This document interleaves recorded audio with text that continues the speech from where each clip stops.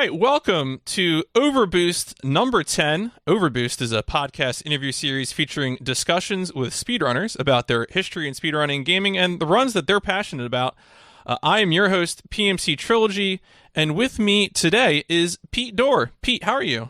I'm doing quite well. You know, I got my air conditioner blasting right now on this hot summer day, but I'm glad to be here talking about speedruns because I don't really get too many opportunities to talk with like-minded speedrunners about, you know, one of my new favorite hobbies. So, yeah, you know, it's really fun to give a little background on how I discovered you. I think this tells a lot about maybe what you do. Is that I think I first saw your name on the Mobile Suit Gundam Journey to Jaburo leaderboard, the PlayStation 2 Gundam game.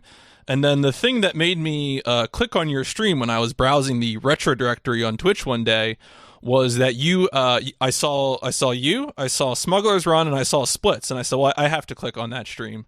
I don't think you ever finished a Smuggler's Run speedrun, but that definitely, I think, shows some of what you've been doing.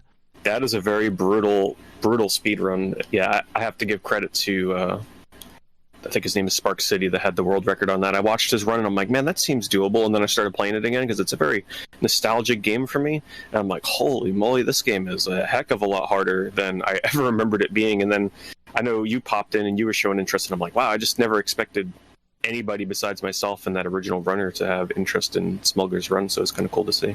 Yeah, it's a game I have a lot of nostalgia for, but it is absolutely a very punishing game, and it's also true for the sequel too, that I played and I was like, oh, I could speedrun this too, and then I said, you know, it's not worth it this time. To start the conversation, I always like to sort of check in on what the runner, you know, is up to currently. And I know for you, I feel like your stream has really been popping off lately with some big milestones. I don't know if you want to brag about anything, but I was also going to ask if you attributed that to anything in particular, if it was certain games or other types of streams, just to give, you know, people listening an idea of like what's hot for you right now. What's hot for me right now is not speedrunning.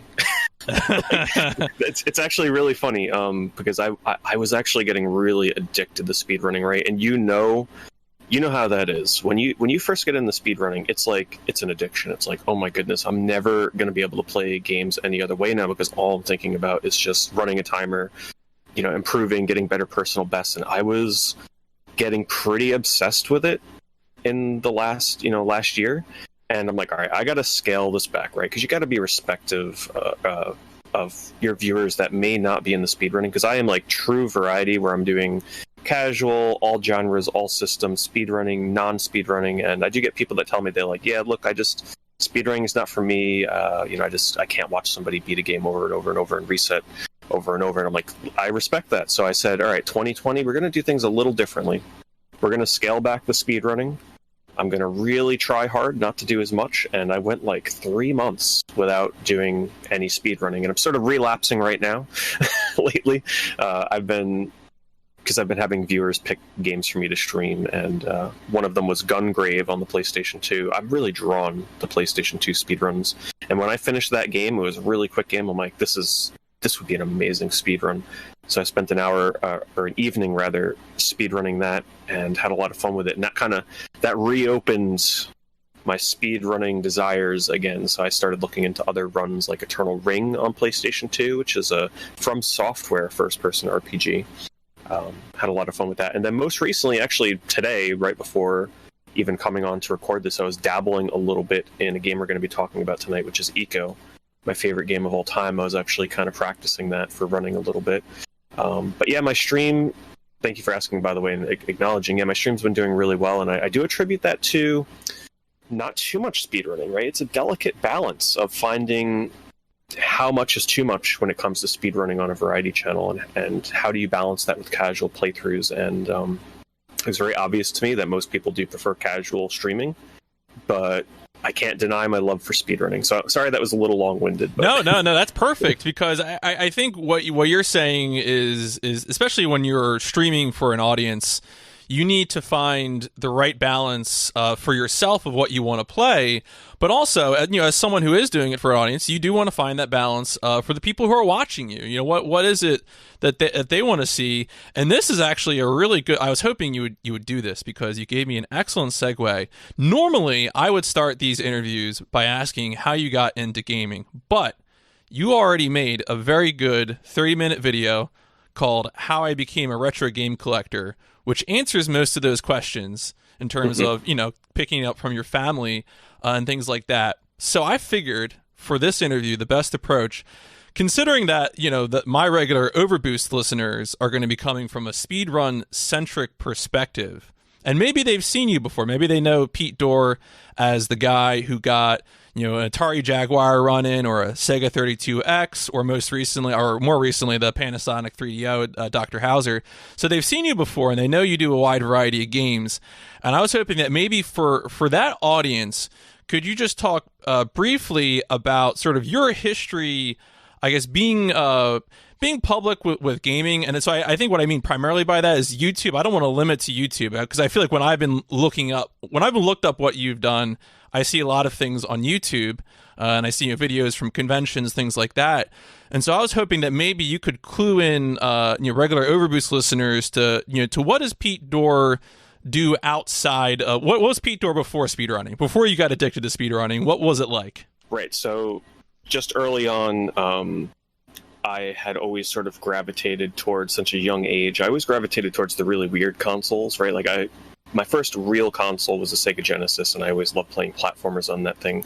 But I was finding that having a family that was supportive of my love for games, I was really looking into consoles like the Jaguar and things like the Sega 32X, and the Virtual Boy and the 3DO. I was more interested in the really unique facets of the retro gaming scene and looking into games that most people were kind of largely ignoring. So I sort of, from a young age, had this seed planted of kind of delving into the lesser loved and undiscovered games. Eventually, I found a big break, and because a podcast like this, it reminds me of when I was trying to get my voice out there, right? Like I was trying to do solo podcasts. I was trying to write reviews on websites, do video game blogs and everything. I'm like, man, I just want to share my passion for games with people. And then YouTube had come around in whatever year it was. The first time I tried dabbling in it was 2006. I made a couple videos with a really janky setup. I didn't stick with it, but I returned 2 years later, and I focused more on on-camera appearances and talking about my games and what I'd picked up lately. And if it might be hard for people to understand this concept of back in 2008, the thought of somebody appearing on camera and showing their game collection, like saying, hey, this is my collection of Xbox 360 games, or this is my collection of PlayStation 2 games. It was pretty much unheard of in 2008. And I know that's very prominent today. However, I was one of the people that really helped start this trend of sharing collecting-based content on YouTube. And it kind of snowballed from there. My channel just kept on growing and growing. Fast forward to now, where after doing a lot of YouTube content over the years, I eventually transitioned over to doing Twitch pretty much full time, like 5 years ago, because I just enjoy playing games in real time and chatting with people rather than just making reviews and only doing that kind of stuff.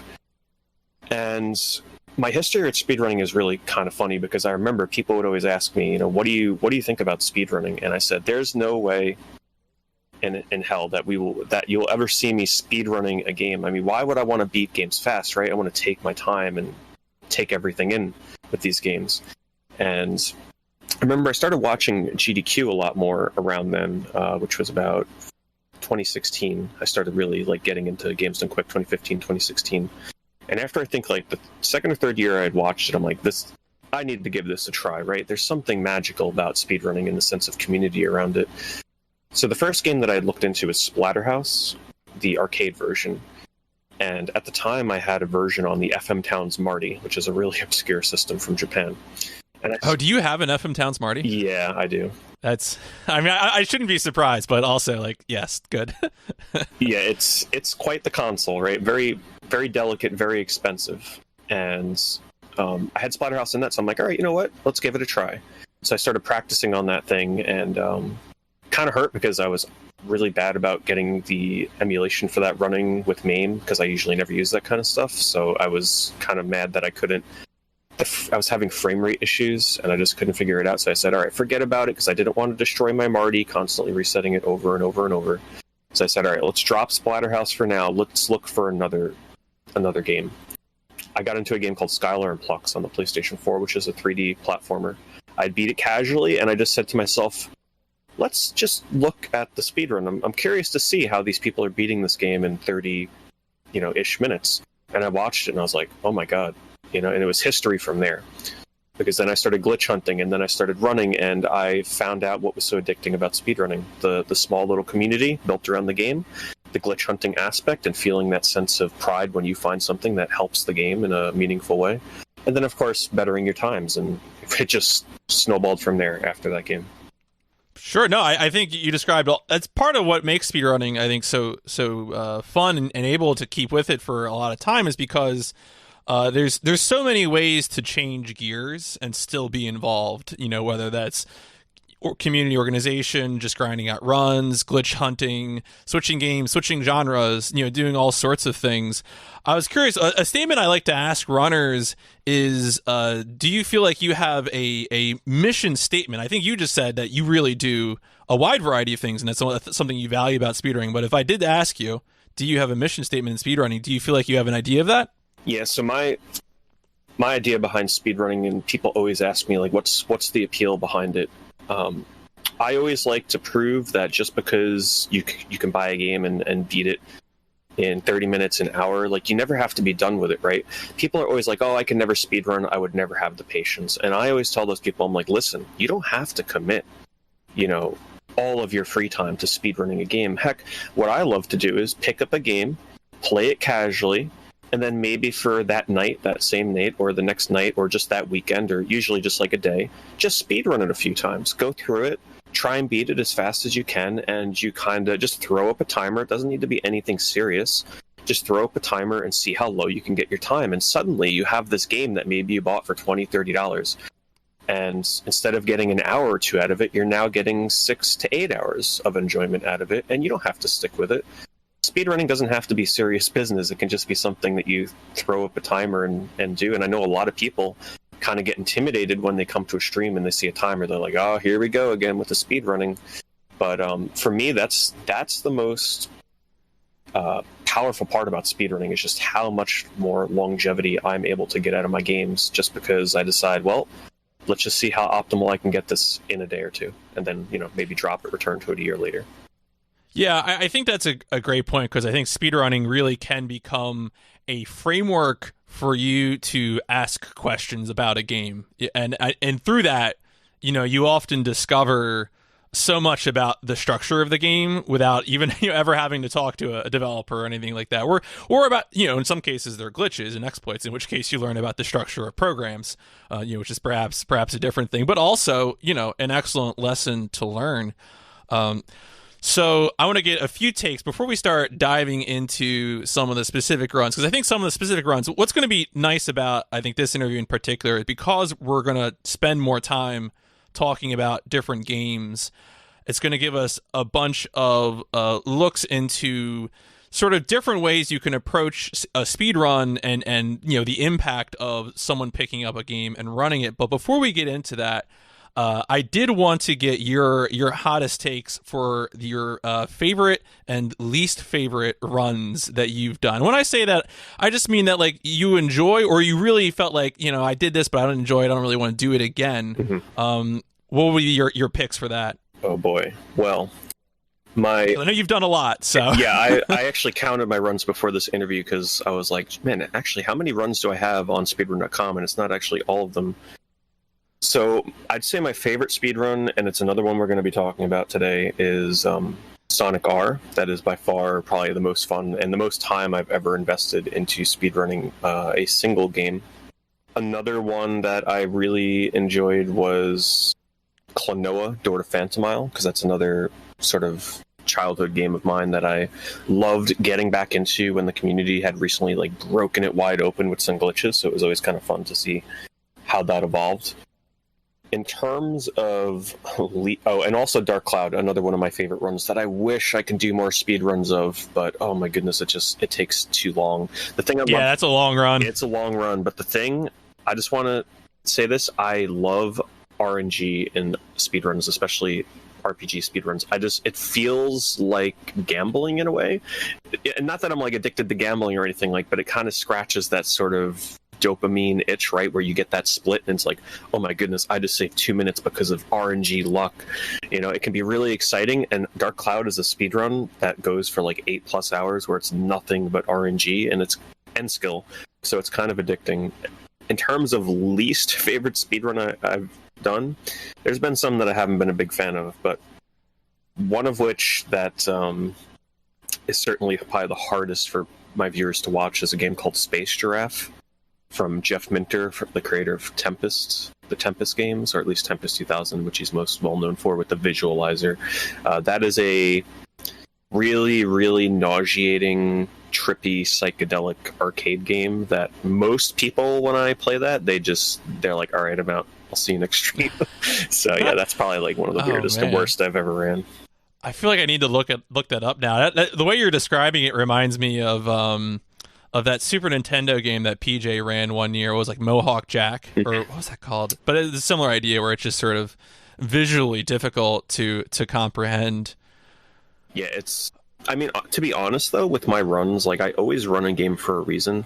It's very rare that I'll run a game if I dislike it. Well, there's only one case of that where I speedran Nickelodeon Kart Racers last year because I bought that game digitally for full price and I just kind of wanted to get my money's worth. So I'm like, well, let's speedrun it and just get a few more hours of time out of this game. And that was about it with that game.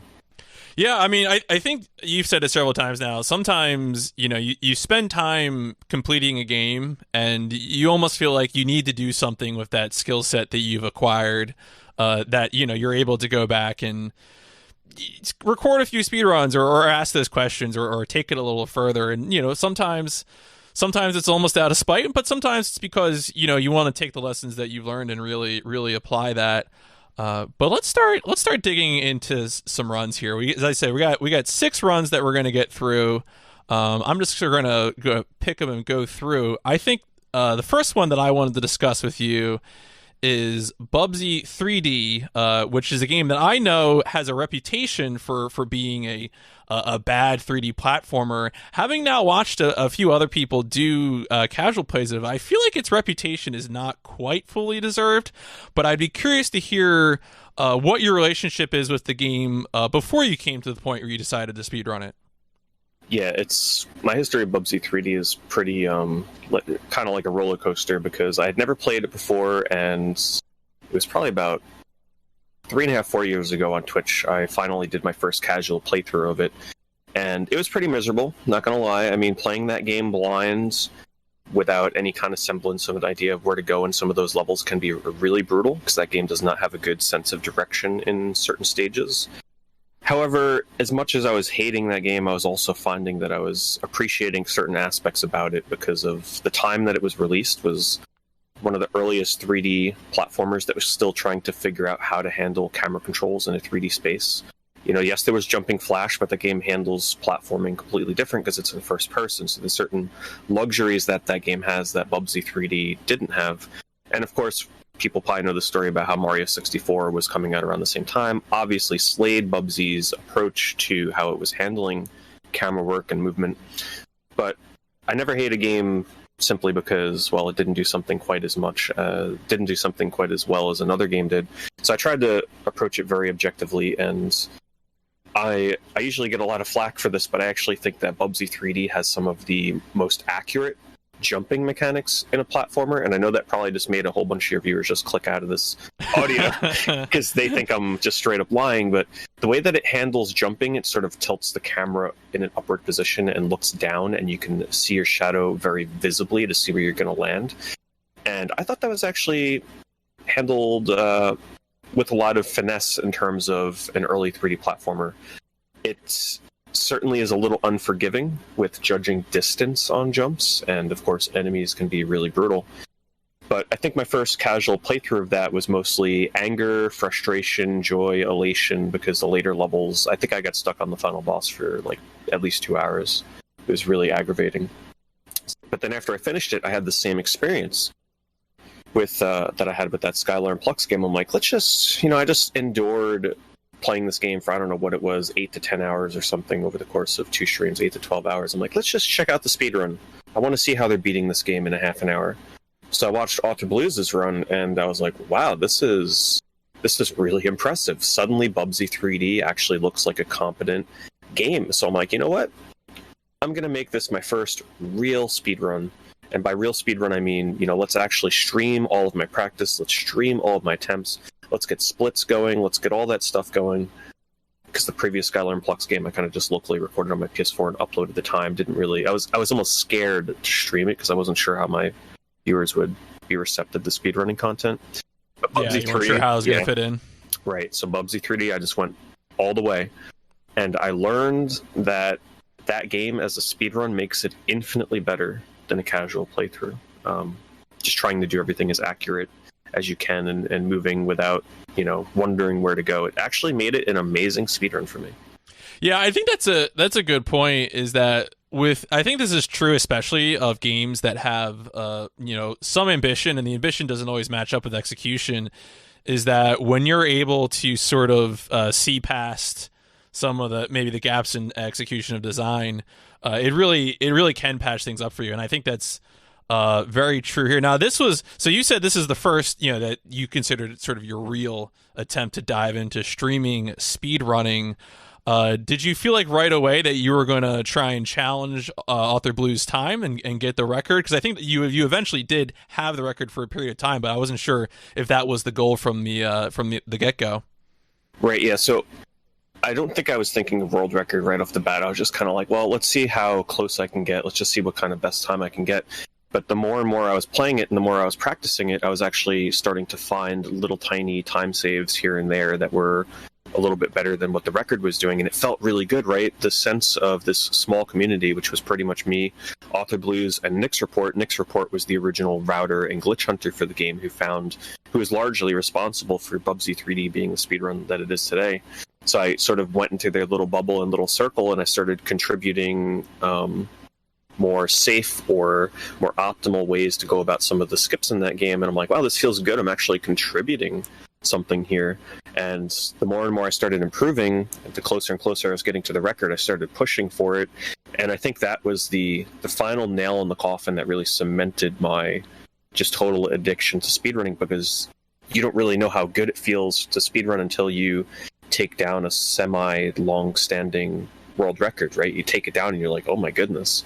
Like, this is an amazing feeling, right? It's such a small accomplishment or I should say, like a lot of people would say, oh, but what's the big deal? But when you put in so much time and work and something finally pays off where you can say, I am currently the best person at this game right now, of course it'll eventually get overtaken. But it's just such an amazing feeling to get your first world record in speedrunning.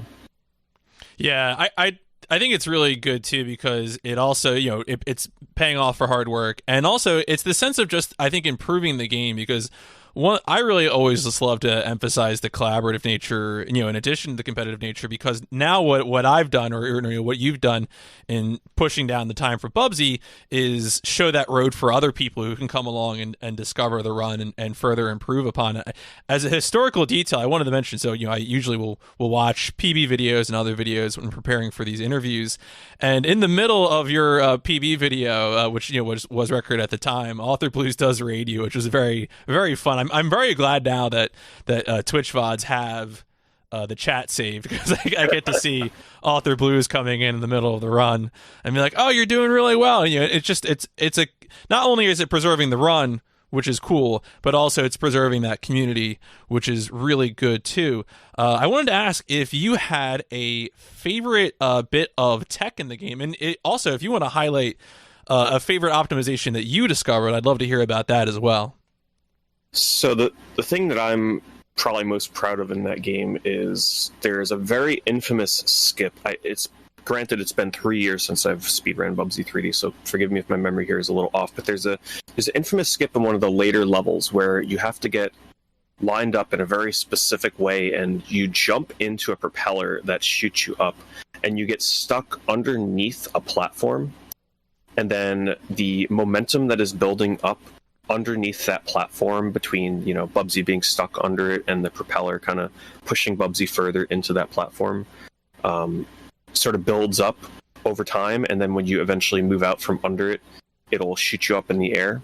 I'm trying to remember the exact thing that I did to change that to make it more consistent, but it was one of the scariest tricks in the game, where normally they would fall on top of like an obstacle in the middle of it. Was supposed to be like background art in the game, but they would fall on top of that to kind of like stabilize and jump to the next platform. It's really hard to describe, but I found a way to manipulate the movement so that I would shoot up, and essentially I'd be flying blind in the sky without being able to really see where I'm going, and just kind of trusting my inputs so that I would be able to fall much more optimally and much more quickly without that extra step of landing on this piece of geometry floating in the sky, which can save anywhere from like 30 to 60 seconds, depending on how quickly you get it. So saving that much time in a run that's, under half an hour is a pretty big deal.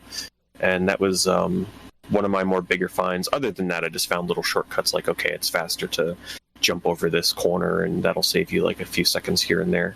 Go ahead. I just remembered another one. Sorry, like I said, it's been 3 years. No, please. Yeah, no, I realize this is dusting off some stuff. Okay. So actually something that's probably even bigger is the first boss fight in that game is a giant elephant. If you've watched the run before, I'm sure you recall this fight where you guide this elephant into banana peels, and then he like crashes into gates. So before I started running it, what they used to do was just like walk forwards, backwards, whatnot. And it was a really aggravating fight. But I found that if you just started jumping for movement the entire fight, the camera angle that you would have would just be top down the entire time, and it'll let you get the setup much easier, much quicker. So it took that fight from being like RNG hell and just kind of praying that it would work out to making it super consistent and no longer a scary fight. So that's probably my biggest contribution. And that's an excellent example too, right? Because that's not even a glitch, right? That's really just you're figuring out how to play the game in a way to make it more consistent and sort of work through some of the previous difficulties. Before we move on to the next game, I did want to ask about one particular tech, because watching the run, knowing very little about the game, it seemed like one of the bread and butter things to do was to jump sideways up steep slopes. Do you remember how that works? I'm just curious about the mechanics of that. Oh, I remember fondly, because I sort of play with a handicap. Unfortunately for me, I just simply do not have the space to have a CRT TV set up alongside like my HD TV for streaming, so I choose to just stream strictly off of an HD TV, which means when I play games like this, because I don't have a FrameMeister, I don't have an OSSC, I play with input delay, which makes speedrunning certain games really interesting. So when I first started learning how to speedrun Bubsy 3D, yes, one of the main techs and one of the main things that you do to skip in that game is jump up walls sideways, and that's the first thing that you do. When you start the run, within the first few seconds, you are jumping up a wall to go out of bounds. So I quickly found out how difficult that was becoming for me, because it's not a frame perfect trick, but the idea is that you turn your camera sideways, you jump to the side, because Bubsy kind of controls like a tank. So you can kind of just hold right and keep mashing jump, and as long as you have the camera right, you'll just keep jumping to the right up a wall. But what you need to do is you jump. When you land on the wall, you hit the jump button again immediately as soon as you land. And you got to keep repeating that. If you miss an input as you're climbing a wall, you slide back down. So I right away realized, I wrote to Author Blues, I'm like, is this supposed to be this hard? And he's like, no, it's pretty easy and consistent for me. And I eventually found out it's because playing with input delay makes that wall climb really tricky. So in runs where I never mess that up and slide down, it's pretty lucky, having to compensate for the input delay. Yeah, I mean, that says a lot about sometimes the issues that you run into with some older games, and sometimes I'm always glad to see new versions of games just to sort of maybe paper over that stuff, but maybe make things worse. We'll get into the version things with some of the other games that we're going to discuss. Do you have any plans to return to Bubsy 3D ever? I'm just curious. People always ask me, they're like, "Oh, do you ever want to go back to Bubsy 3D?" And I tell them, I do, but the thing with me and returning to old speedruns like that, especially a game like Bubsy 3D, which is it's a no-joke speedrun, that is a very technical, pretty hardcore speedrun, to the point where like one mistake pretty much costs you the run, because deaths can be pretty punishing. Usually when I return to older speedruns like that, I tell people I'm going to dedicate at least a week straight to it, right? I don't want to just go back and play it for a few days and call it quits again. So when I decide to go back to Bubsy 3D, it's going to be at least for 5 to 7 days straight, because that's the only way I'm ever going to get back to the point where I was. And considering there are a couple of new discoveries that would save me quite a bit of time on my old run, I think I would be in contention for world record again, which in turn would make Author Blues return to speedrunning Bubsy 3D, because he will never let me have that record for long, which is great because I love friendly rivalries in speedrunning. Oh, absolutely. Yeah. No, that's some of the best stuff. That when you have a rivalry where you and another runner are pushing down the time, that is always just some of the best moments in speedrunning, for sure. All right, let's move on to Sonic R. Now, Sonic series is something I know more about Sonic music than I do anything else about Sonic, because I had a cover band in college and we played a lot of Sonic music, but I really haven't played a lot of Sonic games, and I feel like Sonic is something that is big for you. Can you tell me about your history with Sonic R? So Sonic R, I've always had a sort of soft spot for it. It's one of the reasons that I bought my Sega Saturn originally. I bought it for 3 games: Panzer Dragoon, Nights into Dreams, and Sonic R. That's sort of like my holy trinity of games that made me pick up a Saturn. And I always had a fondness and appreciation for Sonic R. You know, I did a review for that game on YouTube, and today it's one of my most viewed videos across my entire channel. It's kind of funny how that works. People actually just love hearing people's opinions and the history behind that game. So I've always had this sort of soft spot for it. And when I was getting more and more into speedrunning, I started thinking to myself, all right, I love Sonic. I want to speedrun more Sonic games, because previously to that, well, let me just bullet point it like this. This should actually tell people a lot about the kind of games that I like to run. I've speedran, I think it's 3 Sonic games. So the first Sonic game I've ever speedrun is Sonic 06 on the Xbox 360. Good. Then I did Sonic R, and then my most recent Sonic speedrun is I also did Sonic and Sega All-Stars Racing, like probably the best one that people would consider out of the bunch. And then I also did Sonic's Game World on the Sega Pico. So that should kind of give you an idea of the kind of Sonic games that I run. But not to get too far off track here, I was starting to think after Sonic 06, I'm like, all right, I want to speedrun more Sonic, because I am a big fan of the character of Sonic in a lot of the games. So I started looking into the runs, and I didn't want to delve into anything that was like super optimized and intimidating. Like I wasn't going to run Sonic 1 or 2 or, you know, Sonic Generations or anything like that. A lot of those games are very intimidating to get into running. So I checked out Sonic R, and I looked at the Saturn leaderboard, and there was like only one other run up there. So I'm like, all right, let's try it. Let's try this. Let's do this. Anybody that's played Sonic R, you know that game has really slippery and horrendous controls for when you're new to that game. But by brute forcing it and eventually getting more and more used to how that game plays, and I started getting better and better and closer to the record, which unfortunately I never claimed, because that game is so input heavy. It was actually causing me hand pain, which was kind of worrying, because I was using a standard Saturn controller. I was also using the 3D gamepad. And because the button inputs are so intensive in that run, my hands were getting to the point where I would be feeling hand pain for like 3 days after I had stopped running it. So I'm like, all right, I got to throw in the towel on Sonic R, at least the Saturn version. And that's when I moved to the GameCube version. I don't remember what your original question was, so I'll stop right there. No, I was just letting you go with sort of history of how you got into Sonic R, and then certainly you covered that and moved into some of the parts of you running the game. One thing I want to impress the folks, if you're not familiar with Sonic R, I was like, oh, so it's just like a Sonic racing game where you're on foot and you race around a track, right? And the thing that struck me, and maybe you can speak to this in terms of the routing, is that there's really I never thought I would see so much exploration in a racing game, because that's what it felt like. It felt like there were lots of different paths that you could choose, and a lot of the kind of jumping around movement that you might associate with a classic Sonic game. So when it comes to the route, it seems like you're just trying to cut as tight a loop as possible. Like the AI racers are almost sort of immaterial to what you're doing in the speedrun. Right. So yeah, it's more of an open exploration racing game that allows, because the game, when you want to 100% complete it, you have to collect coins, you have to collect the Chaos Emeralds, and they're all kind of scattered around the level. So in a way, the level layouts they're almost laid out in the way that if you would imagine the way a classic 3D Sonic game would have been laid out in the era of the Sega Saturn, where it's not just a strictly like looping track. There's a lot of nooks and crannies and things to explore, which makes it quite unique.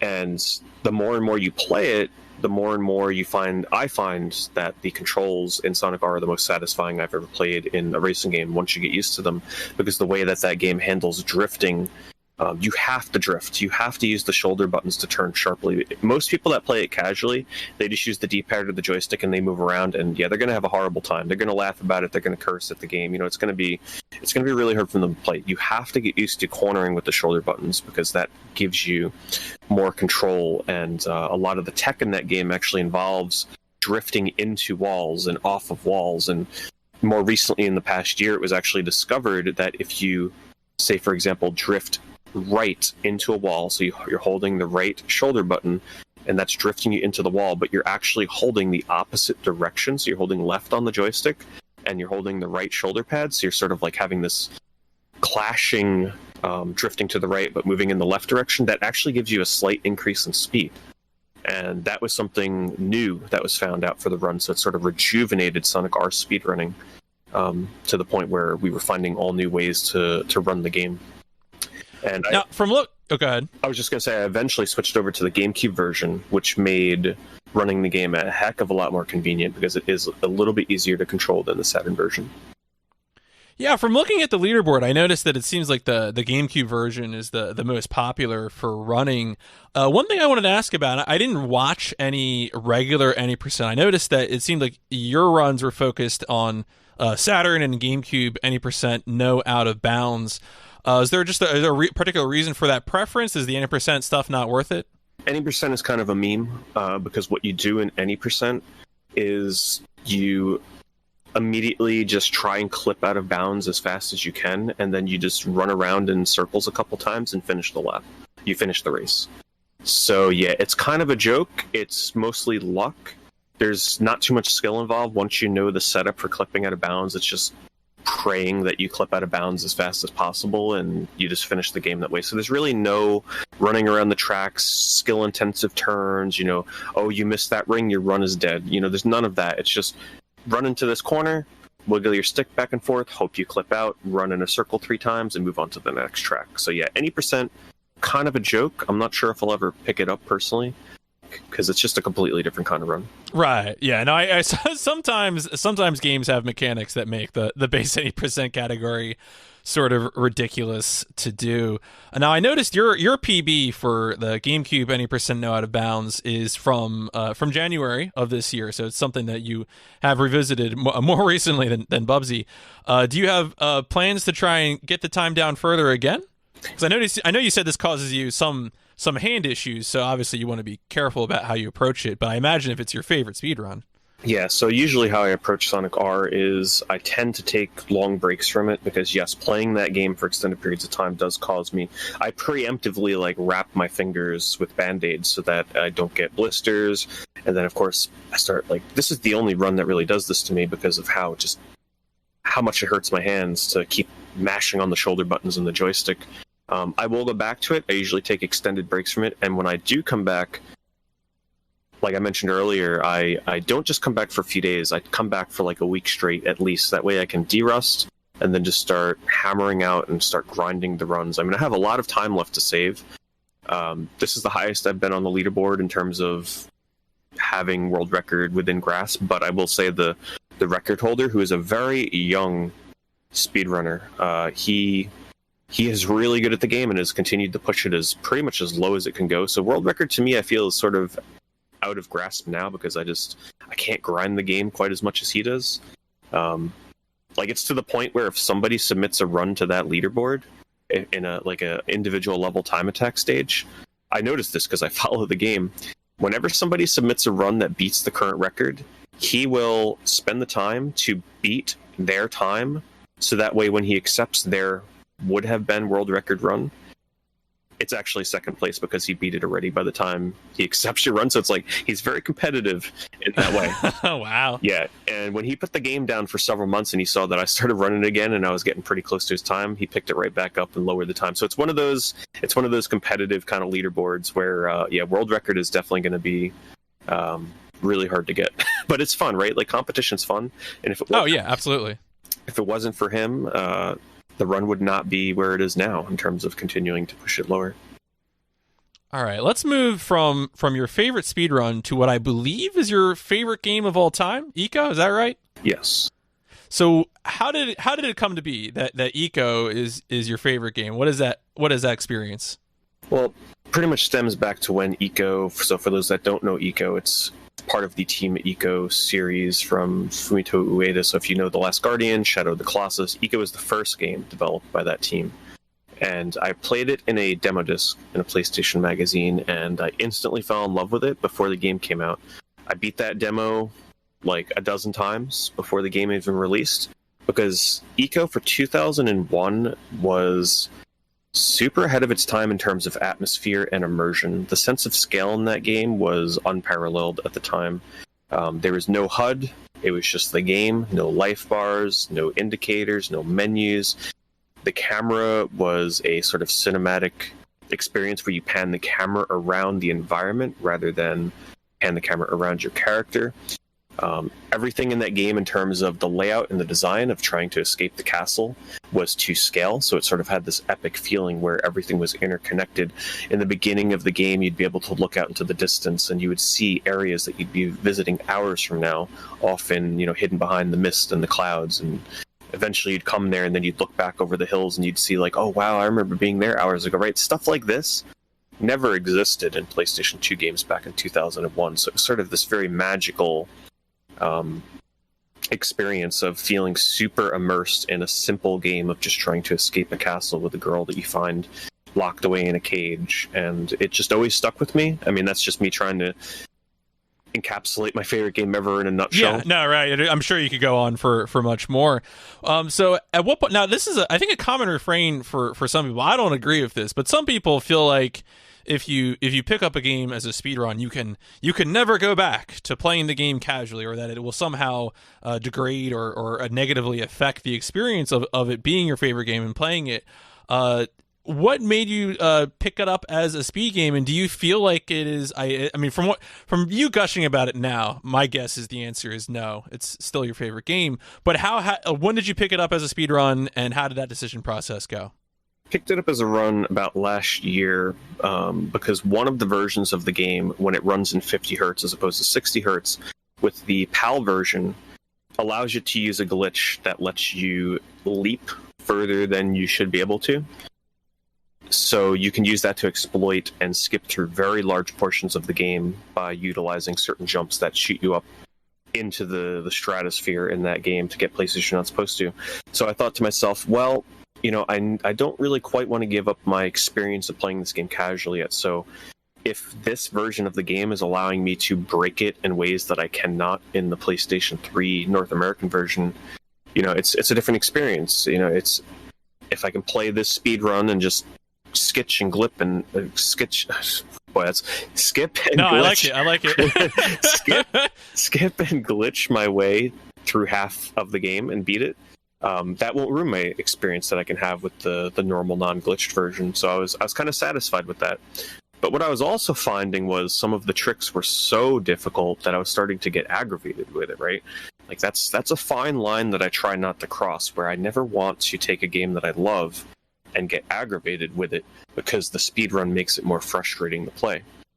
So I started taking a step back from that version of the game because it was starting to make me not enjoy playing it, because it was a run killer. Like, your run can die at any moment, and it's not always the most fun having to reset that over and over. So I put it down for a while, and then most recently, actually just a few days ago, I said to myself, yes, ICO is my favorite game of all time, and this is a dilemma I've always had with myself. I'm like, once I start speedrunning the non-glitched version of this game, where I'm playing through it as intended, but as fast as I can, I will probably never be able to go back to it and have... Well, here, let me preface this by saying, what I do with ICO, just because it's my favorite game of all time doesn't mean that I play this thing like every year. What I usually do is I take years off between playthroughs. That way, every time I play it, I forget certain puzzles, I forget what to do, I get that sensation of feeling lost and kind of exploring and looking at the environments. By speedrunning it, I'm no longer going to have that experience where I can get lost, because I'm going to remember everything and where to go, because it's going to be ingrained into my brain, having done it so many times. But I said, well, is it really worth doing a casual playthrough of the game once every several years when I can just still potentially enjoy it and play it way more frequently? So I took a gamble, and I decided I'm going to learn the PlayStation 3 version of the speedrun, which is the way the game is intended to be played. There's no big glitches. There's nothing. You just go through the game as intended. And I'm finding that it was worth the risk because I am enjoying it more than I ever have in the past. And it was definitely worth it because now I get to play my favorite game ever even more than I normally would have in the past. Yeah, I think it's interesting too, you know, the experience you're describing in terms of how it's affecting your relationship to the game. And the other thing I would say too that I've noticed when I've had that experience of taking a game I really like and speedrunning it, and then coming back to it in the context of a casual play, I notice I become super fixated with everything that's not in the speedrun, right? Because the speedrun's going to strip and remove everything that isn't a part of getting to the end as quickly as possible. And I've always found, I'm sort of curious now, I feel like I'm going to be looking for whenever you play Eco to see if this happens to you, where I become super fixated on just saying like, oh, well, we don't use this thing in the speedrun. Like, let me really like poke and prod it and understand it now that I have that speedrun skill set. I hope that works out for you. I think you said just recently you're working on the PS3 version, and I'm certainly curious to learn more about that. For anyone listening, I just want to plug. I recently was reading the Boss Fight series book on Shadow of the Colossus, which covers some of the history of Team Eco, and it's really, you know, any of those. I don't know. Are you familiar with the Boss Fight books? I haven't read them, no. Okay. It's just a series of books where every book is a different author, and they just write about usually a game's history and their own personal history with the game. And there's one of them on Shadow of the Colossus, which gets into some of this, and so I feel like some of the Team Eco knowledge, you know, I having not played any of their games yet, it's, you know, useful in sort of putting it in that context of that, you know, that level of atmosphere that you were describing before. So do you feel like you have a goal time right now for PS3 Eco, or are you just going to let it, you know, sort of take you wherever? See, this is the thing that worries me, right? Because a lot of people in my community, they know that Eco is my favorite game of all times. They know me as like the Eco guy because I've always talked about this game over the years on my YouTube and on my Twitch and whatnot. So I don't want people having this false expectation that just because it's my favorite game ever that I should be the best at the game, right? Like that's kind of a scary thought that a lot of people are probably going to be thinking when they see, oh, his time is 10 minutes slower than world record. You know, I thought he was a big fan of this game. I thought he was really good at it. And that's not something that I want to kind of cloud the way I approach it. I just want to run it to the point where I feel like I have a run where it has no major mistakes. So I think the way I'm going to approach it is once I get a little bit more practice out of the way, I'm going to start just doing no safety saving, just going in really hard and going for all the risky tricks. And if a run fails, you know, maybe switch to something else for that night, because that's a kind of brutal game to reset. Not going to lie, the beginning is quite slow, and it can be a little bit of a drag because it's a longer run that goes for at least an hour and a half. And it's the kind of game where you miss a simple jump and you fall to your death, and that's pretty much it. It's over. So it's a very risky run. I'm aiming for a sub 1 hour, 40-minute time RTA, which would place me higher up on the leaderboard, and it's certainly definitely a good time to shoot for. But I should actually also mention that the reason why I'm so suddenly into speedrunning Eco is because when I was originally considering it and I was doing the PAL version, there were barely any runners. There were really no active runners for the PlayStation 3 version. But recently, thanks to the community, mostly due to Sable Dragonrook, who is the most active runner for The Last Guardian, she's had a couple of marathon appearances lately with that game, and it brought in a bunch of new people with interest into speedrunning Last Guardian, and then those people were like, oh, okay, I'm going to check out Eco 2 and start speedrunning that. So then they made a Discord that's a group of Shadow of the Colossus, Eco, and Last Guardian speedrunners, and I just thought that was so awesome, because last year, this community of runners for some of my favorite games ever didn't exist, so it kind of rejuvenated my desire to run it, because there's other people running it right now too, which was never a thing last year. There's 3 or 4 other active runners for Eco right now, and there's definitely a difference between running a game by yourself and feeling kind of all alone, and then also having other people that are running it around the same time as you. It's just a lot more fun that way.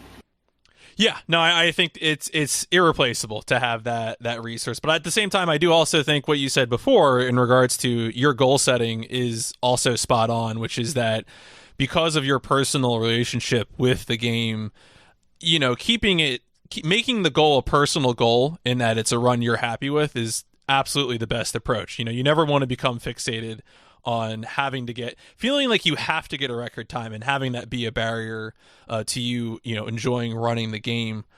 But let's keep moving here. I want to get over to, I mentioned at the very beginning of the interview that, you know, you've had a few GDQ appearances, and so I want to discuss at least one of those games, and also a game that captures some of what you do in terms of representing more obscure consoles, and that's Club Drive for the Atari Jaguar, which is you had done, I think, at SGDQ 2018.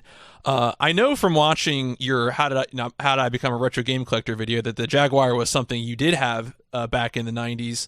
Was Club Drive one of those games that you played back then, or is that a more recent acquisition?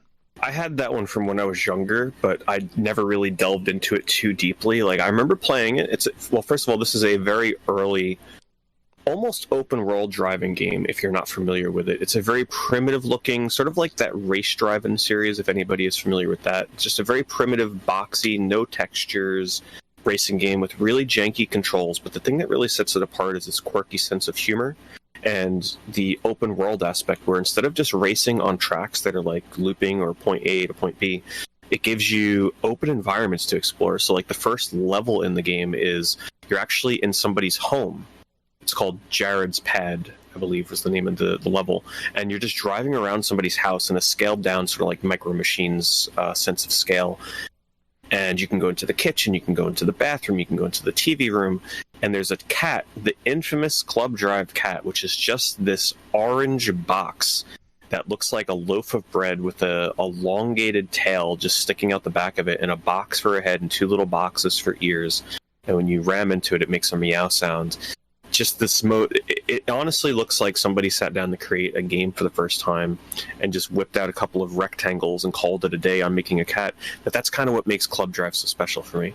Now, I had played it back then, but when I was thinking to myself, when I was really getting into speedrunning, I'm like, I want to give more representation to consoles that are not really prominent in the speedrunning scene, because when I first started running, I mean, it was just all the same stuff, right? Like Genesis, Super Nintendo, N64, you know, just the really popular consoles. And I was looking through the leaderboards and I'm like, what is this? There's no speedruns for the Jaguar. I'm like, that was one of my other goals with speedrunning, is I want to try and bring more attention to not just obscure games, but also obscure consoles that normally nobody would ever think to speedrun.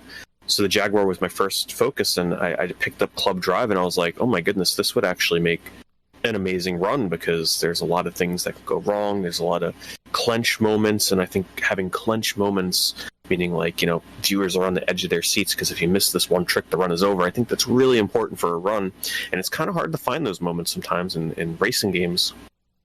So I just ran with it, and I started getting my time down and routing it, because obviously I was the only runner. And that was my first time ever submitting to GDQ. I submitted that along with Spider-Man Web of Fire on the 32X. And both got in, which was... because I had always heard, right, like before I started submitting runs to GDQ, people were saying, man, I've been submitting for 5, 6, 7 years. I've never got a run in. And I'm thinking to myself, I was telling my viewers, I'm like, guys, I'm probably not going to get a run in. Don't get your hopes up. So when I saw the list and I saw I got 2 games, and I was like, oh my goodness, they actually want to represent consoles that are a little bit more on the obscure side. And ever since then, I've been making it sort of a mission of mine to keep pushing the boundaries of how weird can I get with my consoles that I speedrun on. No, that's really cool. And I think I mentioned too that not only have you done 32X and Jaguar, but you have since involved the 3DO, which was really cool. I totally advise people to there's our website called gdqvods.com, and if you search Pete Dorr, you can see all the stuff that he's done over the years. There's some other great runs in there too that are definitely worth a watch, worth looking up. And yeah, one thing I wanted to ask about, so it seems like, if I'm right, you're the only runner for this game, right? No one else has done a run? nobody has done a run, but that's mostly just due to the barrier of Jaguar emulation is a little finicky. So, people can't really accurately run the game on emulator, to our knowledge, and Jaguars are getting a little expensive. And most people just straight up don't want a Jaguar. So it's, the pool of people that want to run it. People have expressed interest. They're like, oh, I'm going to pick up this game. I want to start running it. But then, I never see a run get submitted to the leaderboard. So I guess they kind of dropped it. Because it's one of those things, right? After you play it for so long, you as the runner make it look easy to other people. And they look at the run and they're like, I can do this. But then when they pick it up themselves and they realize that, oh, man, that turn that he does here is not quite as easy as he makes it look. And another thing too is, right, like, I think a lot of it has to do with the passion of running weird or bad games, right? Like, a lot of people can't really stomach playing a kind of not so great game for long periods of time, whereas I can't get enough of it, so people might start running it and they're like, this is not as fun as I thought it would be, and they just drop it, right? I'm sure that's the case a lot of times too. Now, when you were doing routing for this, was it sort of based entirely on just your experience of playing the game, or were you able to, because I mean, sometimes when you're picking up a speedrun, you have a community to work with, or you have runs by previous runners to work off, but for something, when you run a game that no one else has run, your resources get a little more creative. You might be going to GameFAQs, you might be trawling YouTube for videos if there are videos out there. I mean, I don't know if there are for Jaguar. What kind of resources did you work with, or was it just your experience?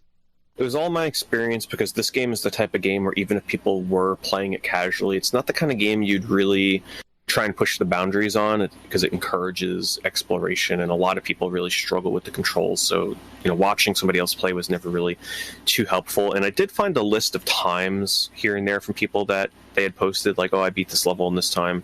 But already after just spending a little bit of time with the game, my times were already well below that. So there really were no helpful resources for this game.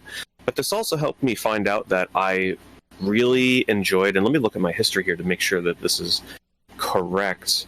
I really enjoyed running games that previously had no work done to it whatsoever. So looking through the history here, the only thing that would come close would maybe be Spawn on the Game Boy Color. Yeah, so Club Drive was really the first game that I had ever done a speedrun for where there was no resources. So I had to do everything from the ground up, and for me, that's one of the most rewarding experiences in speedrunning, because I love routing and glitch hunting, depending on the genre. I love that aspect of kind of piecing it together, because it's that way it feels like I built it from the ground up, and it's a lot more rewarding to get PBs when I know that, everything that I've put into it is coming to fruition. Yeah, and it's, I should say too, much like Sonic R, and you already said that there is exploration to this. There is warp pads, which I turned this on. I was like, okay, it's like a janky looking 3D racing game. But then suddenly the Wild West map, you're jumping to secret areas. You're at the Atari headquarters. You're really going places, and it really has that sense of humor, which I think is really great. I did want to ask the game. So there's two things I think that are interesting to highlight as well. And one is the rewind feature, which kind of seems to make the speedrun at least a little safer and also kind of fun to watch. And then the other thing, too, is that if someone listening isn't familiar with the Atari Jaguar controller, I had the good fortune at MagFest this past year to go into the museum they have at MagFest and actually play a little bit of Wolfenstein on the Jaguar, and I got to hold the Jaguar controller, which has a full keypad on it. When I say keypad, I mean like a touch-tone telephone keypad. And I believe you explained during the GDQ run that in order to access the final level of the game, which is like a hidden level, you have to input a code on that keypad. Is that right? Yeah, so it's a little bit, cumbersome, but at the same time, this is why playing on real hardware is really important, right? Because if somebody did an emulator run, how do you judge somebody using a different controller or keyboard or whatever they're going to be using to do inputs like that, when playing with the Jaguar controller that's a journey in and of itself, because it's quite unlike any other controller out there, which is why even if I accepted emulator runs, it would certainly have to be in a separate category. But yeah, a lot of Jaguar games do make use of that keypad, some games way more than others in terms of mapping functions to them. But in some cases, it can be very useful, right? Because a lot of older controllers, it's just like, all right, A button, B button, start, select. Maybe you got a shoulder button here and there. Whereas the Jaguar is like, oh, you know what? We can map that function to this keypad. We can map that function to this button, that button. So it has a lot of shortcuts, which can actually be kind of convenient for some games. Any plans to return to this, or do you feel like you already fulfilled its destiny by taking it to GDQ? So my thoughts on that with games that I get into GDQ is usually once I get it to GDQ, I feel like I've kind of fulfilled what I set out to do, is to get that game more recognition. I know I can get my time down more in Club Drive. I may return to it someday, but especially if it's a game where I felt like, you know, my GDQ performance was sort of like the best performance that I can give that game, I usually kind of just let it rest there. There's so many other runs that I feel need recognition, and once a game is in GDQ, I mean, that's the best recognition you can get it, really, you know, exposure. Yeah. So maybe one day. Well, speaking of games that maybe need more recognition, a game that I've sort of been curious about, and I'm really you actually recently in another YouTube video that you did about PS2 RPGs under 20 worth playing, you brought up Ephemeral Fantasia, which I think has the reputation of being like the worst rated JRPG on PS2. This is a game that you got into running, I think, with the help of a Japanese runner. And so these last two runs that we're going to discuss, I think, are going to be good opportunities to highlight some of the, you know, the cooperative nature of speedrunning.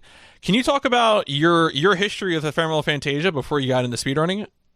So I remember the most important thing to remember about Ephemeral Fantasia is that was actually the very first turn-based, like traditional JRPG turn-based RPG to ever be released on the PlayStation 2.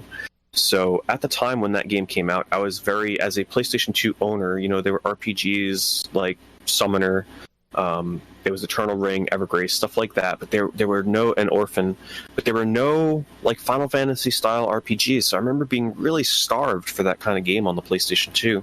And then Konami released Ephemeral Fantasia.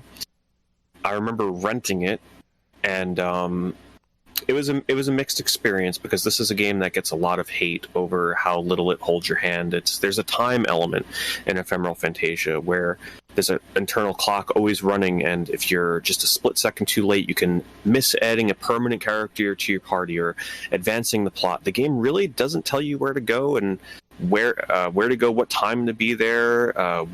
You know, a lot of specifics that make it so that when most people play it casually, you really make almost no progress. You can play that game for 10 hours and make it about 5% into the speedrun. That's just how open-ended this game can be.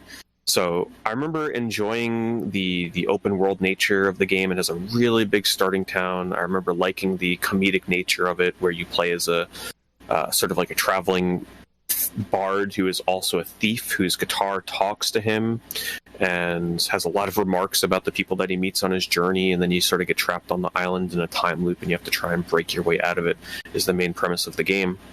But like most people, I never made much progress on it back in the day, which is why now when I recommend that game to people, I'm like, listen, you can try playing that game blind, but I highly recommend you use a guide. And most recently, just the other day, someone came into my chat, they're like, oh, I picked up that game and I tried playing it without a guide and I just couldn't make much progress, so I used a guide and I beat it, and, you know, thank you, it was a really fun experience. I'm like, oh, awesome, you know, because that's what I'm trying to do, is spread awareness that Ephemeral Fantasia is actually quite enjoyable with a guide.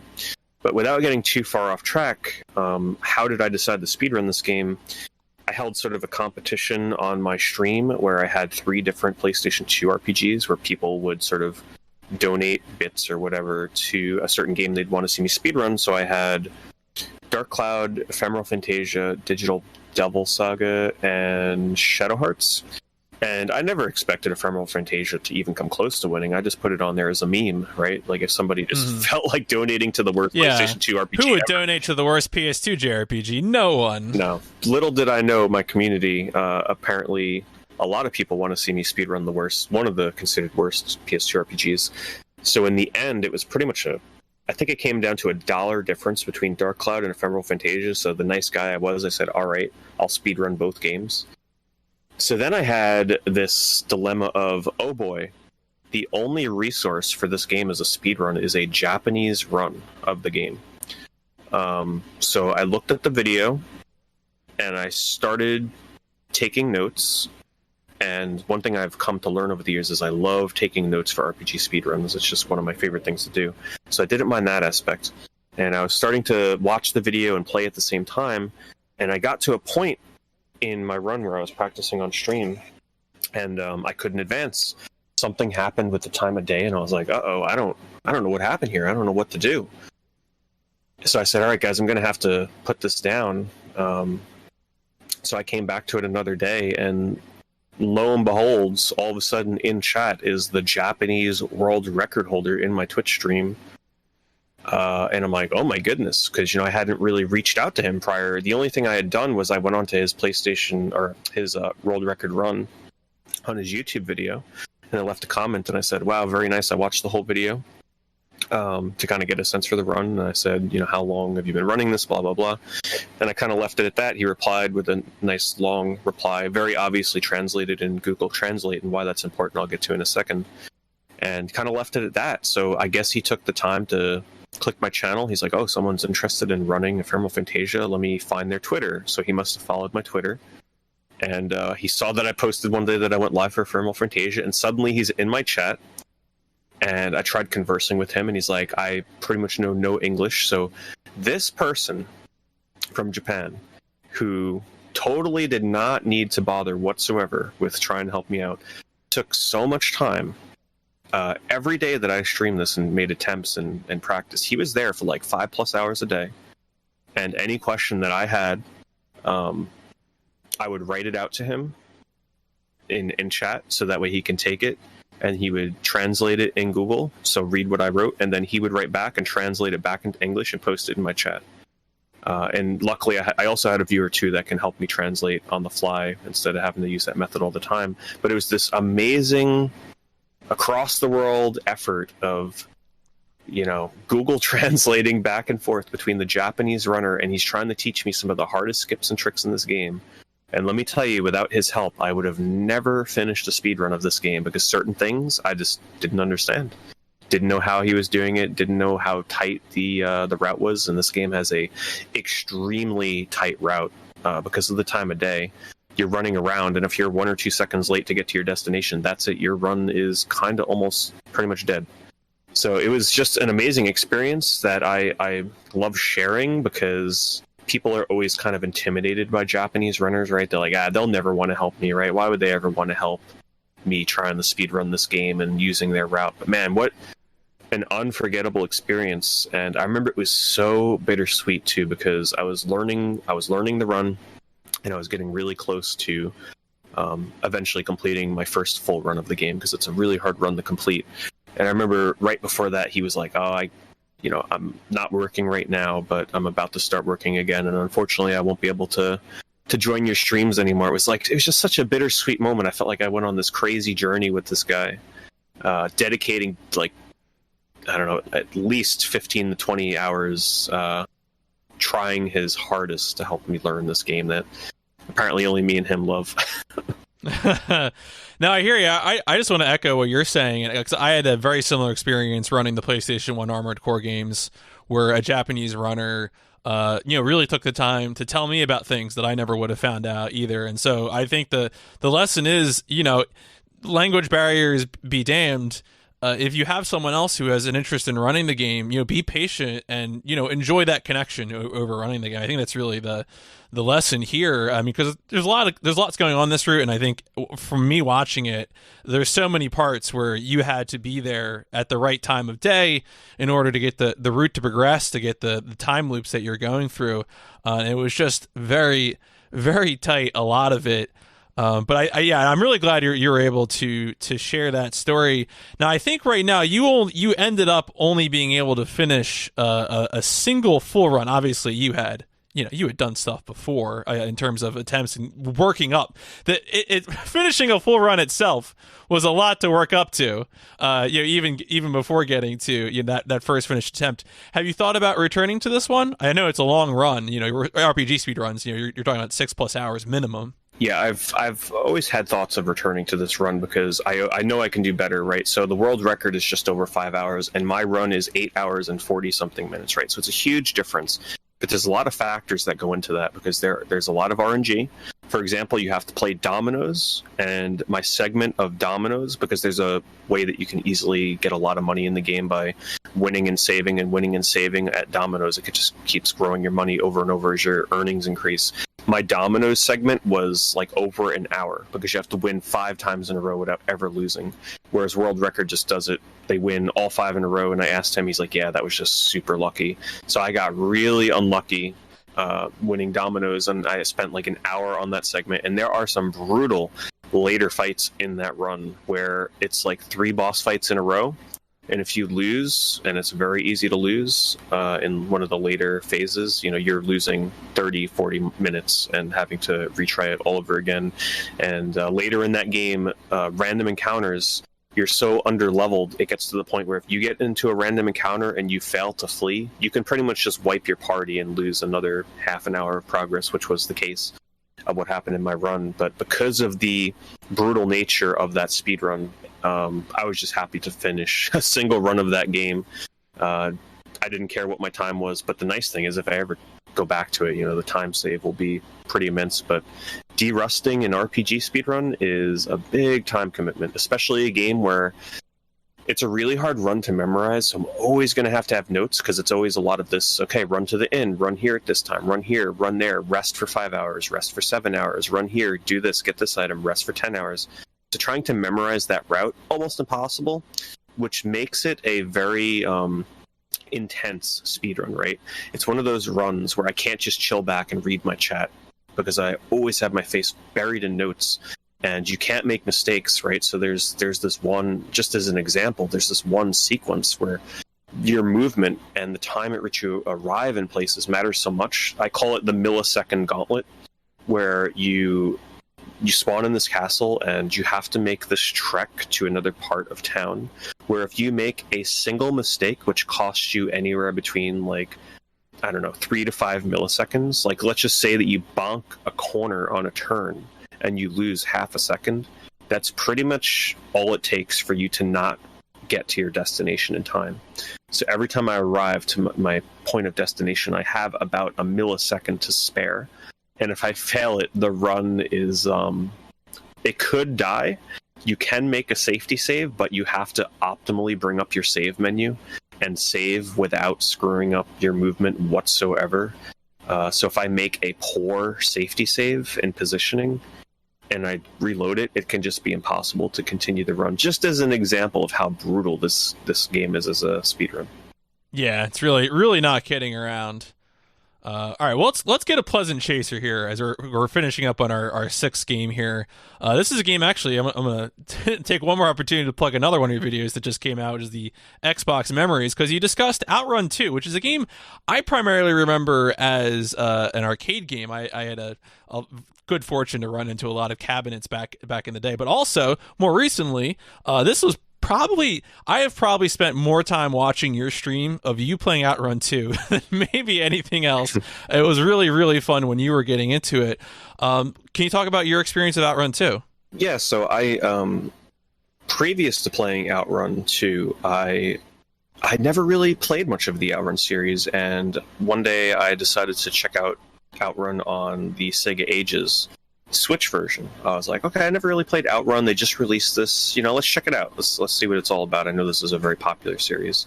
And I really loved it. Like, I love the music. I just love the simple nature of OutRun, where it's just about, the turning and doing things optimally. I'm like, okay, this is really cool. Let's look into more games from this series. So the next one I looked into is OutRun 2 on the Xbox, because people were recommending that over OutRun 2006, because OutRun 2006 makes certain changes and it's also quite expensive for the Xbox version.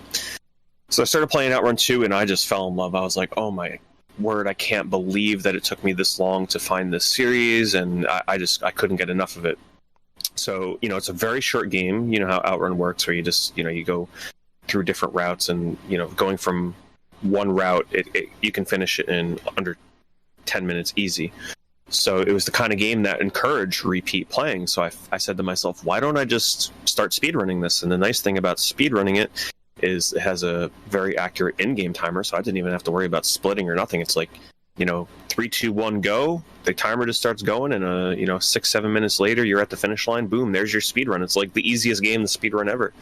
And a lot of people always say, but wait, how can you speed run a racing game? Isn't that the point, to go fast? Yes, that's what you do in racing games. You go fast. But when you put yourself into a mindset where it's like, okay, every millisecond counts, right? You would never really think of it that way when you're just playing it casually and casually trying to lower your time, right? There's different mindsets between really studying a game and kind of just trying to get better over time. So I found myself kind of studying OutRun to a science. I was getting to the point where, OutRun 2, I should reiterate, I was getting to the point where I was looking at other top runners, and I was running the video in like 0.25 speed, and I was looking, and I'm like, okay, they hit the grass here, they lost a millisecond, okay, they start their turn here and they save 2 milliseconds here. And I started comparing, and the more and more I played the game, I started really getting a sense for the flow of it. And I could talk like I have been playing this game for 10 years, and I'm like, okay, oh, I hit that blade of grass there, I'm going to be about a millisecond behind where I want to be, and I would accurately predict my times. And I'm like, okay, I'm actually starting to get really good at this. And obviously, when you speedrun a game over and over and over on stream, others are going to start picking up interest. And I had done things like this previously where I encourage my community to speedrun it. So I don't just sit there and run it over and over. I'm like, come on, I try and encourage friendly competition. I'm like, if any of you have this game right now, pick it up, just do some runs, see how far you can take it, try and beat my time. And lo and behold, a lot of people answered the call in my community. The people that didn't have the game, they picked up a copy because it wasn't too expensive. And suddenly, this game that had only a small handful of runs on the leaderboard, I grew it by like over 100%. It went from, 10 runs to over 20 runs on the leaderboard.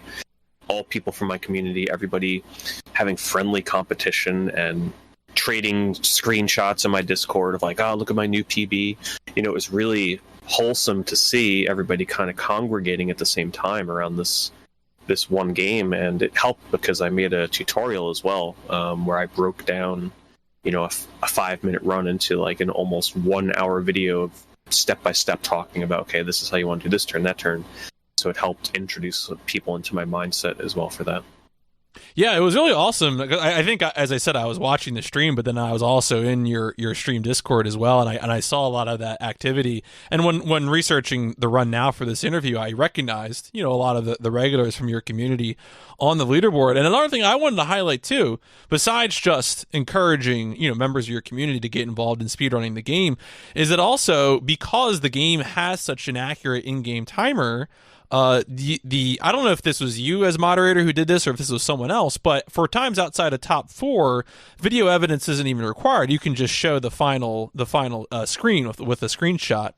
Right, yeah, that was the original mods for that, and I think it's a great idea, right? Because who's really going to take the time to Photoshop a time that isn't a super top time? So it was really accessible, and I encourage anybody else out there that's part of speedrun communities where, if you have an accurate in-game timer, encourage just taking a screenshot at the end if you can trust that time. And, maybe if you're in top 5, you have to have video evidence, but it's such a great way to get people that normally wouldn't speedrun into speedrunning because it's just so accessible, right? You could just be sitting there. Maybe you only got time for a couple runs in the morning. You do a couple runs. Oh, you get a new time, take a screenshot, post it, boom, there you go. And the great thing about that is it encourages people that never even gave a thought about speedrunning to actually try it. Most of those people that are on that leaderboard had never done a speedrun in their life before, but now they're actually participating in a leaderboard and, studying their runs. And some of those people, there's actually one person, shout outs to, he used to go by John Trick Gamer, now he's Burrito John, but he still runs that game, and he recently took world record just a few days ago in OutRun 2 for Route A automatic. There was a big war between, people that wanted to do automatic and people that wanted to do manual, because that's how I originally learned the game, was an automatic. There's some pretty big differences with automatic and manual in that, but we won't really get into that. But it's just great to see that some of these people that I had never seen do a speedrun before give it a shot, and they're still playing it till today. Yeah, I think that really speaks to just sort of the positive impact you can have on people by making it accessible, finding games that are easy to acquire, making it so that your method of submission is easy to use.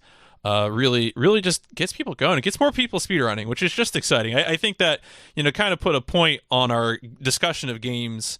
I think it's just so cool how speedrunning can become a lens, whether it's, games that you're running with your community, or you're connecting with someone across the world, or you're doing obscure games for a big audience. Like, there's just so many different ways that you can, use that to examine your time with the game and your time socializing with other people. So excellent discussion of all these games. I'm going to do some warm down questions as we're getting out the back end of this interview.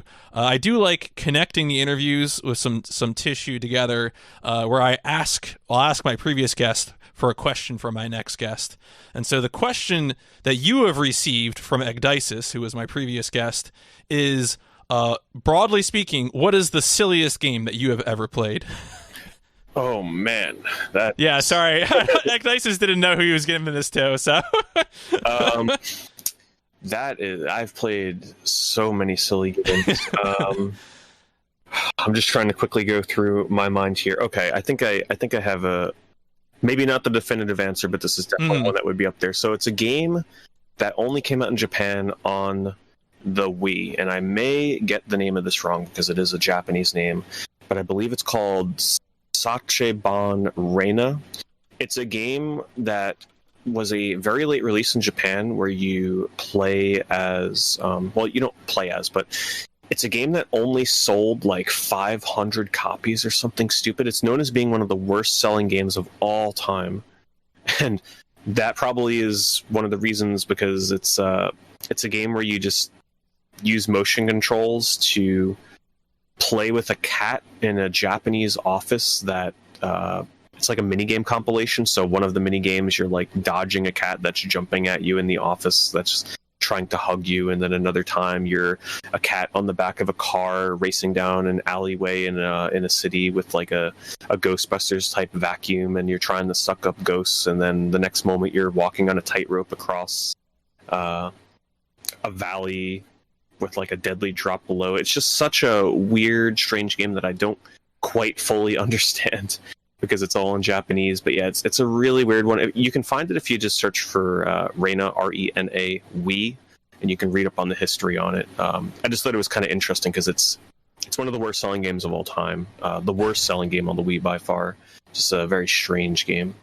Interesting. Now, if you're able to come up with a question for a future guest, then the idea here is that this is just sort of broadly a speedrunning or gaming question. Past examples have been like your favorite soundtrack, silliest game, if you could cross over two consoles to make a new console. Those are just examples of some of the past ones. Do you have a question for a future guest? Sure. My question would be, if it's a runner that has multiple runs, which of your runs has your favorite music? Okay. Like, that's a good one. In-game music. Right, yeah, in the video game, yeah. not just like you were listening to other music and you recorded it. All right, cool. Now, I know this is probably a big subject for you, because I definitely feel like you love to tune into the game shows and whatnot. Would you want to highlight, just for people to get a sense of what you're into, maybe just name some upcoming games releases that you're really excited to play? So I think the first thing that immediately comes to mind, because we're kind of fresh off of the Xbox Series X event that recently was shown, where they were like showing kind of what games are going to be coming. And one of the games that was shown in the pre-show was Balan Wonderworlds, or frequently mispronounced as Wonderland. That is probably my most anticipated game at the moment, just from also a casual standpoint, but also from a speedrunning standpoint. And it's a game from Yuji Naka, creator of Sonic the Hedgehog. And it's really his first foray into a traditional platformer in a very long time. He also, they worked a little bit on Rodea Sky Soldier, but that I haven't played that quite yet, and it's definitely less of a platformer than this one. So this is sort of a spiritual successor to Nights into Dreams, with a lot of costumes and transforming and collectathon platforming, because if there's one genre that I love, and I love playing casually and as a speedrun, it's collectathon 3D platformers, 3D ones specifically. and I can't wait for this game. I think the speedrun is going to be amazing. 80 different transformations. I'm sure it's going to be broken as heck, finding different ways to find skips in that game. So yes, super hyped for that. Otherwise, just in a very general sense, I am just at the moment super excited for the PlayStation 5 and Series X, namely games like Astrobot's Playroom, which is going to be a launch game that is... this is a great question, because let me give a PSA to your listeners. If you're a fan of 3D platformer speedruns, if you're planning on getting a PlayStation 5, you get a free game built in with your console called Astrobot's... what's the subtitle? Astrobot's Playroom? No, Playroom was the original release. I don't remember what the subtitle is on the new one.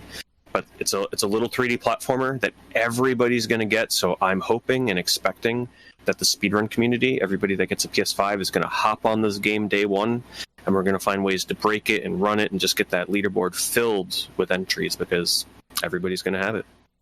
I think the game is Astro's Playroom, is described as an Astrobot follow-up, is what I'm seeing in headlines here. Thank you. Yeah, okay. I wasn't sure if it was Astrobot or Astrobot's Playroom. I got the two mixed up, so that clarifies it. No, that's really cool. I will confess, I work pretty normal business hours, and I had you on for that whole Xbox conference, and I think I agree with you that Balan Wonderworld was definitely, and it was during the pre-show, which was weird, because to me it was maybe the best looking thing. But it's also not exclusive to Series X. The last thing I wanted to say on it, it's going to be on all platforms. It's just that it was shown during the pre-show for the Xbox. Right. So I would like to give you an opportunity to, obviously I think people can infer that you stream on Twitch at this point, and you also post YouTube videos. Certainly feel free to plug those and anything else that you have going on. Really these days I'm mostly just streaming, even though I have been delving back into YouTube. But if you want to find me, my name across all platforms, no matter where it is, Twitter, social media, Discord, whatever, it's all Pete Dorr.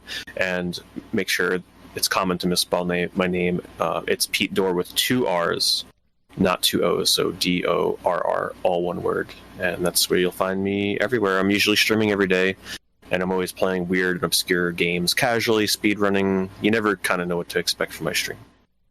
Yeah, I'll have all those links down in the podcast description, so hopefully whatever platform the person's listening on, you the listener, will be able to find those links to to Twitch, YouTube, Twitter, etc., and follow it from there.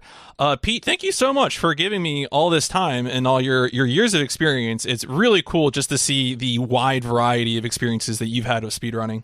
Yeah, thank you so much. I usually don't have an opportunity to talk with people such as yourself that know and appreciate and know how to ask questions about speedrunning, because typically in other podcasts or discussions among friends, it's usually kind of one-sided, so it's kind of nice to have somebody that is answering and having a discussion with me about one of my favorite passions and hobbies now. So thank you so much for having me on. I'm glad to have you, but I do need one more thing in order to end an episode of OverBoost. I'm gonna do like a catchphrase, like we're gonna boost on out of here, and then when I say that, I need you to give me your best like rocket engine booster noise, like we're like lifting off. Are you able to do that for me? I'll try my best. Okay. All right, folks. Thank you so much for listening. Hope to see you in the future. We're gonna boost on out of here.